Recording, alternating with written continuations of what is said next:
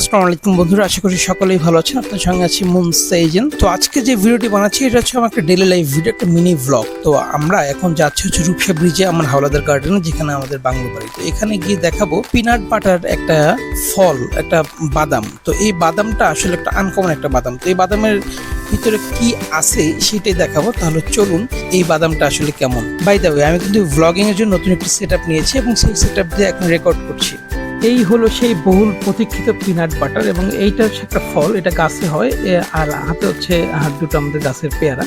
তো এই পিনাট বাটারটা আম্মু খেয়ে দেখছে আসলে কেমন। তো তার কাছে অত বেশি ভালো লাগেনি, তার ভাব এক্সপ্রেশন দেখে আমি বুঝতে পেরেছি। আর আমাকে যখন খাইতে দিতেছে আমার কাছে কেমন লাগছে চলুন শুনে আসি।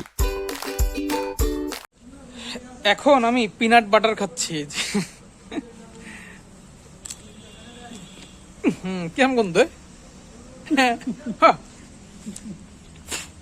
এই আলাউদ্দিনে খালি গল্প।